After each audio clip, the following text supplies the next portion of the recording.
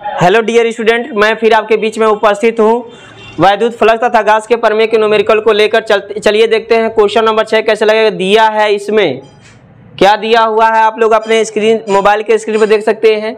हम इस बुक में देख रहे हैं, जिस बुक से आप लोगों को बता रहे हैं, कुमार मित्तल का जो बुक है उसी बुक से हम बता रहे हैं। इसमें क्वेश्चन नंबर हमको 6 से बताना था, क्वेश्चन नंबर 5 तक इसके पहले वाले वीडियो में बता चुके हैं। तो क्वेश्चन नंबर 6 देखते हैं क्या है। एक अनंत लंबाई के एक समान आवेशित सीधे तार का रैखिक आवेश घनत्व, रैखिक आवेश घनत्व को हम लैम्डा से डिनोट करते हैं, यानी इतना बराबर दिया है आपका रैखिक आवेश घनत्व 10 × 10⁻⁻8 कूलाम प्रति मीटर, कूलाम प्रति मीटर। ठीक है, इसको थोड़ा सॉल्व कर लेते हैं। यहाँ पर 1 है तो अब क्या कर सकते हैं, दोनों का बेस बराबर 1 लिखेंगे। अब -8 में से घटाएंगे तो -7 हो जाएगा और यहाँ पे हो जाएगा आपका कूलाम प्रति मीटर। ठीक है, जैसे दिया है वैसे लिखते जाइए।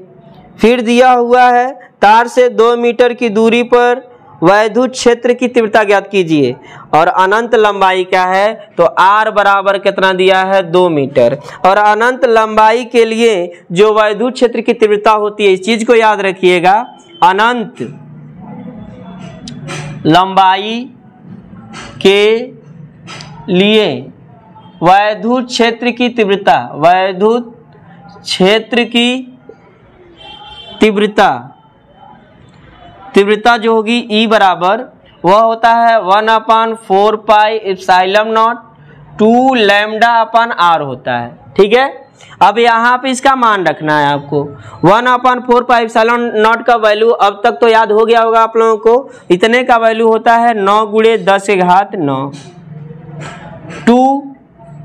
2 रख देंगे। लैम्डा का वैल्यू 10⁻⁻7 रख देंगे। अपान R रखना है और R का वैल्यू कितना 2। ठीक है, 2 से 2 क्या होगा, कट जाएगा, ये हो जाएगा 9। इन दोनों का बेस बराबर है 1 लिखेंगे और 9 में से -7 घटाइए 2 बचेगा। इसका मतलब 10 का वर्ग 100 होगा और 100 का गुणा 9 में करेंगे कितना हो जाएगा 900। और इसका मात्रा क्या होता है, न्यूटन प्रति कूलाम, वैद्युत क्षेत्र की तीव्रता। बहुत ही आसान क्वेश्चन है। ये क्वेश्चन जो है एनसीईआरटी बुक में भी दिया गया है, देख सकते हैं आप लोग कितना आसान क्वेश्चन है। आप लोग स्क्रीनशॉट ले लीजिए। क्वेश्चन नंबर, अब हम 7 देखेंगे क्वेश्चन नंबर 7 है क्या। चलिए इसे हम मिटाते हैं।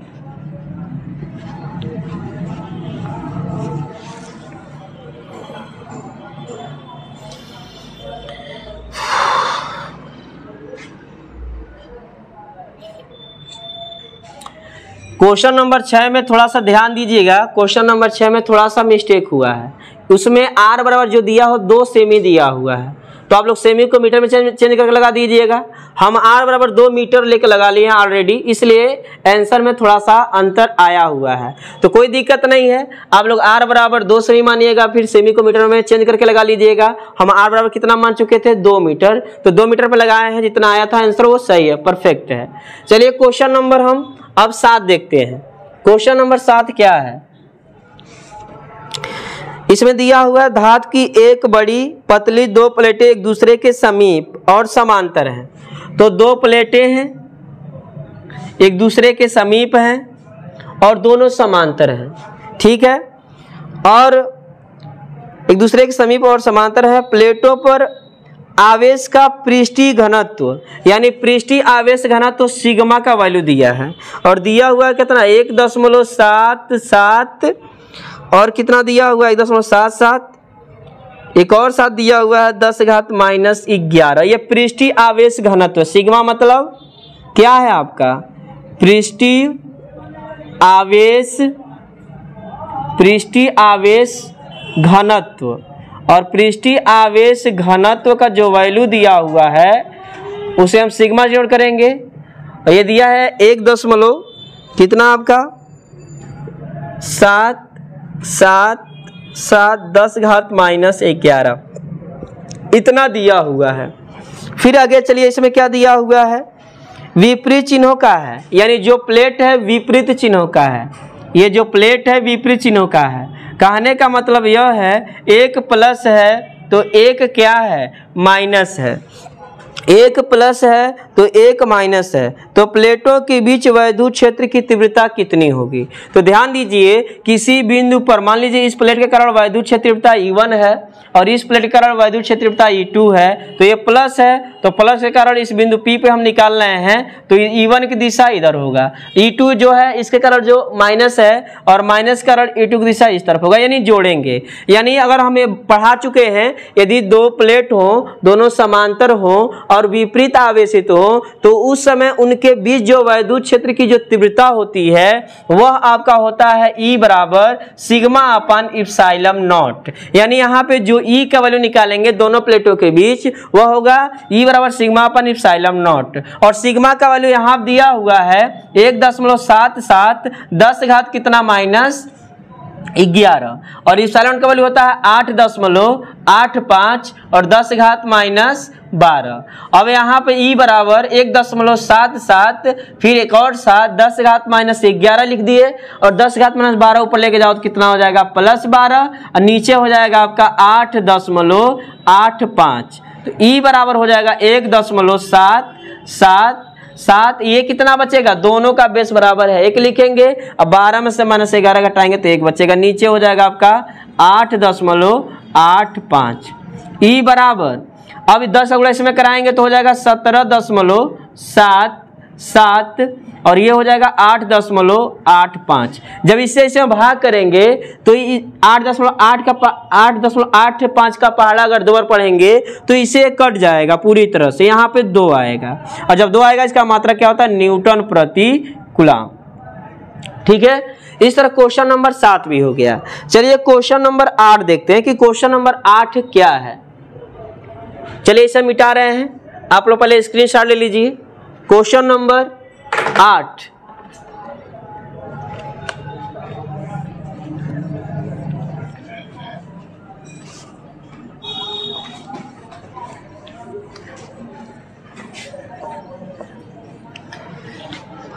क्वेश्चन नंबर 8 देखेंगे आप लोग। चलिए क्वेश्चन नंबर 8 देखते हैं, आप लोग स्क्रीन अपने मोबाइल के स्क्रीन पर देखते रहिए। क्या है क्वेश्चन, 1 मीटर स्क्वायर क्षेत्रफल की धातु की 2 बड़ी प्लेटें परस्पर अभिमुख हैं, वे परस्पर 5 सेमी की दूरी पर हैं तथा उनके भीतरी पृष्ठों पर बराबर तथा विपरीत आवेश है, तो प्लेटों के बीच वैद्युत क्षेत्र की तीव्रता 55 न्यूटन प्रति कूलम है, तो वैद्युत आवेश की गणना कीजिए। चलिए इसमें वैद्युत आवेश निकालना है, तो सबसे पहले यहाँ पर आपको क्या करना है, सबसे पहले आपको निकालना होगा, पहले तो हम चित्र बना लेते हैं। 2 प्लेट हैं, दोनों समांतर हैं, इनके बीच की जो दूरी है r बराबर वह 5 सेमी दिया हुआ है, मीटर में बदलेंगे तो 5 × 10 घात माइनस 2 मीटर होगा। ठीक है, अब आगे क्या करना है आप लोगों को, 1 मीटर क्षेत्रफल दिया है, यानी क्षेत्रफल A बराबर 1 मीटर स्क्वायर दिया हुआ है, ये क्षेत्रफल हो गया आपका। और प्लेटों के बीच वैद्युत क्षेत्र की तीव्रता, प्लेटों के बीच E का जो वैल्यू है, E का वैल्यू जो दिया हुआ है वह 55 दिया हुआ है, और न्यूटन प्रति कूलम है, न्यूटन प्रति कूलम है, यहाँ पे E का वैल्यू इतना दिया हुआ है। तो कह रहा है कि आवेश बताइए कितना होगा, आवेश कितना होगा। तो आवेश निकालना है, फार्मूला हम जानते हैं, चूंकि होता है E बराबर प्लेटों के बीच, अगर एक प्लेट प्लस में हो और एक प्लेट किस में हो, माइनस में हो, तो इनके बीच वैद्युत क्षेत्र की तीव्रता का जो फार्मूला होता है वह होता है सिग्मा अपन इप्सिलॉन नॉट। अब बहुत दिक्कत है, क्योंकि इप्सिलॉन का वैल्यू पता है, सिग्मा का वैल्यू नहीं पता है, तो सिग्मा को हम चेंज कर सकते हैं। सिग्मा बराबर होता है आपका Q/A, Q/A, तो Q का मान अब यहाँ से चेंज करना होगा, तो यहाँ पे E और यहाँ पे सिग्मा के जगह पे क्या लिख सकते हैं, Q/A। अब पहले से कितना, इप्सिलॉन नॉट। ठीक है, अब यहाँ पे कितना हो जाएगा, आप 1 मान सकते हैं, 1 गुणा Q में होगा तो Q हो जाएगा, इसका गुणा इसमें करें तो हो जाएगा EA इप्सिलॉन नॉट। तो Q बराबर E, और E का मान कितना हो गया आपका 55, और A का वैल्यू कितना हो गया आपका ए का वैल्यू यहाँ देखिए 1 मीटर स्क्वायर दिया है तो 1 रख देंगे। और इप्सिलॉन नॉट का वैल्यू कितना दिया हुआ है, दिया हुआ नहीं है, होता है कितना 8.85 10 घात -12। अब यहाँ पे जब गुणा उड़ा करेंगे तो यहाँ पे आएगा 4.9 10 घात -10 कूलम। ध्यान दीजिए प्रश्न में दिया है प्लस माइनस, तो प्लस माइनस इसलिए दिया है क्योंकि इस पे जो आवेश हो प्लस में होगा इतना ही और इस पे जो आवेश होगा माइनस होगा इतना ही। इस तरह क्वेश्चन नंबर 8 भी कंप्लीट हो गया। इसे आप लोग स्क्रीनशॉट ले लीजिए ताकि हम अगला क्वेश्चन आप लोगों को बता सकें। ठीक है,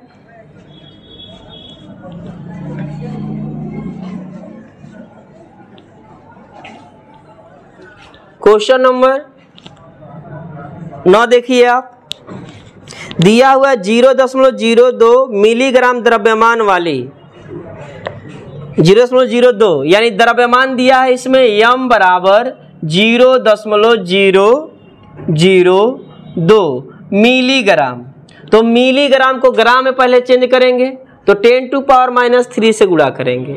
ठीक है, अब फिर ग्राम को कि ग्राम में बदलेंगे तो 10⁻³ से गुणा करें -3 से गुणा करेंगे। तो ये ध्यान दीजिए अगर मिलीग्राम है और इसे किग्रा में बदलना है तो आप डायरेक्ट 10⁻6 से गुणा कर सकते हैं। ठीक है, चेंज हो जाएगा तो यहाँ पे हो जाएगा 0.002 और मिलीग्राम को आपको केजी में बदलना है तो 10⁻6 से गुणा कर दीजिए, ये आपका केजी में बदल जाएगा। अब दशमलव को हम यहाँ से यहाँ लेके आ रहे हैं, 3 अंक इधर खिसका रहे हैं तो 2 × 10 घात हो जाएगा -9 किग्रा। ठीक है, यहाँ से दशमलव को यहाँ लेके आए हैं, 3 अंक इधर से लाने पर बाएं से जब दाएं तो माइनस करते हैं तो 3 अंक लेंगे तो -6 में -3 करेंगे तो -6 -3 -9 हो जाएगा। फिर आगे दिया हुआ है 6 इलेक्ट्रॉनों के युक्त 6 इलेक्ट्रॉन दिए हुए हैं। इलेक्ट्रॉनों की जो संख्या है, इलेक्ट्रॉन की जो संख्या है वह आपका कितना दिया हुआ है, n बराबर वह दिया 6 इलेक्ट्रॉन यानी 6 दिया हुआ है। तो आवेश निकाल लीजिए और आवेश Q बराबर कितना होता है, Ne होता है। तो N का मतलब कितना आप रखेंगे, N का मतलब आप 6 रखेंगे और E का मान तो आप लोग जानते ही हैं। तो E का मान जो होता है 1.6 × 10 घात -19 होता है। इसका गुणा इसमें क्या करना है, कर लेना है।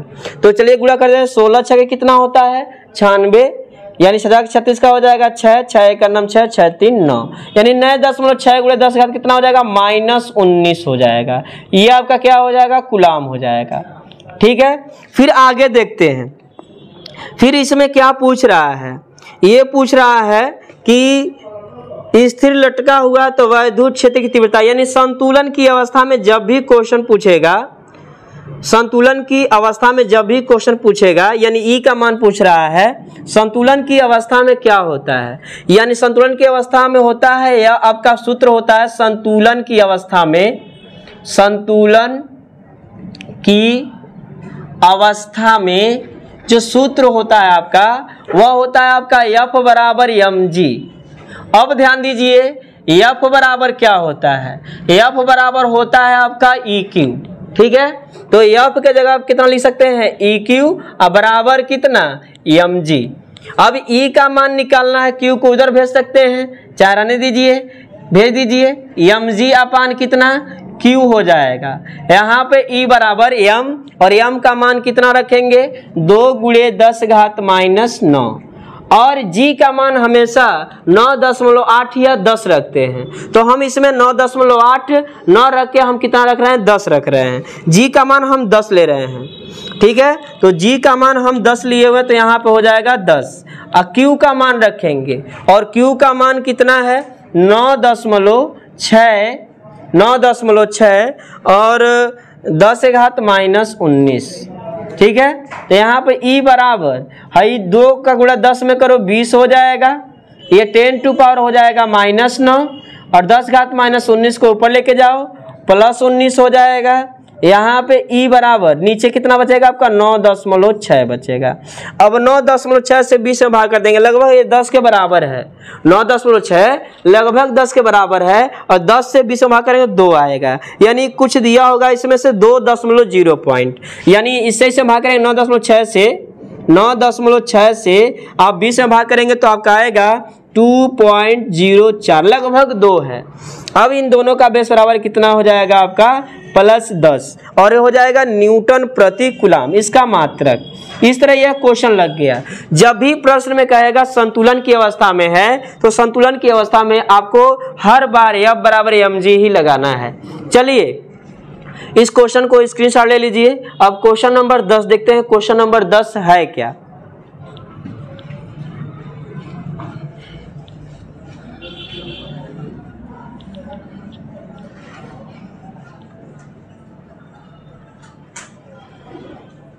क्वेश्चन नंबर 10, क्वेश्चन नंबर 10 क्या है हम पढ़ रहे हैं, आप लोग देख सकते हैं। उस वैद्युत क्षेत्र की तीव्रता का मान व दिशा ज्ञात कीजिए जो अल्फा कण को संतुलित कर सके, यानी संतुलन की अवस्था में आ गया, जो अल्फा कण को संतुलित कर सके। और ये बताना है अल्फा कण का जो द्रव्यमान दिया वो भी दिया हुआ और आवेश जो है वो भी दिया है। तो यहाँ पे अल्फा कण का जो द्रव्यमान दिया है, अल्फा कण का द्रव्यमान जो द्रव्यमान m बराबर दिया है वह कितना है आपका 6.68 10⁻⁻27 किग्रा दिया हुआ है। ठीक है, अब इसमें आगे चल के अल्फा कण का जो आवेश है वह भी दे रखा है। अल्फा कण का आवेश, अल्फा कण का जो आवेश है वह कितना है आपका Q का वैल्यू वह दिया हुआ है 3.2 और 10⁻⁻19 कूलम। C से हो जाएगा आपका कूलम। तो क्या निकालना है इसमें, उस वैद्युत क्षेत्र की तीव्रता निकालनी है, वैद्युत क्षेत्र की तीव्रता निकालनी है। तो वैद्युत क्षेत्र की तीव्रता निकालनी है यानी E का मान निकालना है। चूंकि E बराबर संतुलन की अवस्था में, चूंकि संतुलन की अवस्था में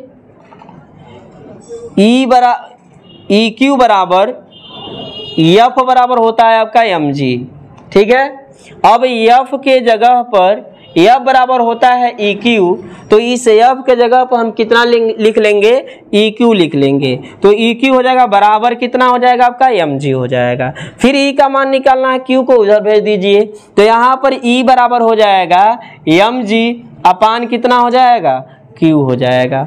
अब मान रखेंगे आप m का मान रखेंगे और m का मान दिया है आपका 6.68 10⁻⁻27 और इंटू जी का मान हम 9.89 रख के हम 10 रख रहे हैं। तो यहाँ पे कितना हो जाएगा 10।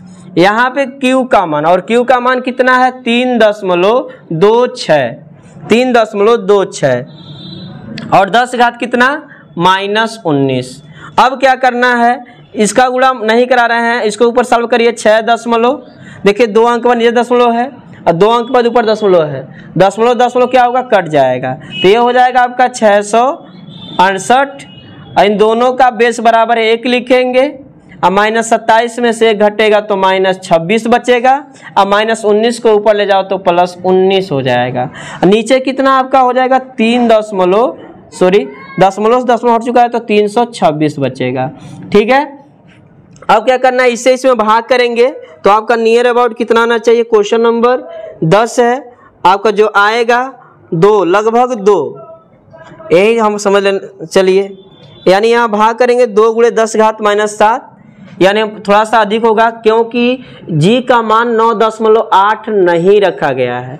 जी का मान इस क्वेश्चन में जी का मान इसमें 10 रखा गया है और जो आंसर आया उसके हिसाब से वह 9.8 रखा गया है। चलिए देखते हैं, 668 थोड़ा सा अधिक होगा आपका 326। ठीक है, और यहाँ पे हो जाएगा दोनों का बेस बराबर, यहाँ बचेगा आपका 7। इसे भाग करोगे लगभग 2 कुछ बराबर आएगा 10⁻7। कैसे 300 का दुना होगा आपका कितना 600 और 26 का दुना होगा कितना 52, यानी 2 कुछ पॉइंट आएगा आपका। इतना भी आंसर सही है, न्यूटन प्रति कितना कूलाम हो जाएगा। ये 326 से 368 भाग करके जो आएगा वही एक्यूरेट आप लोग वैल्यू यहाँ पे लिख सकते हैं। चलिए आप लोग इसे स्क्रीनशॉट ले लीजिए और इस सेशन में बस इतना ही। आगे के क्वेश्चन जो क्वेश्चन नंबर 11 हैं वह अगले सेशन में हम आप लोगों को बताएं।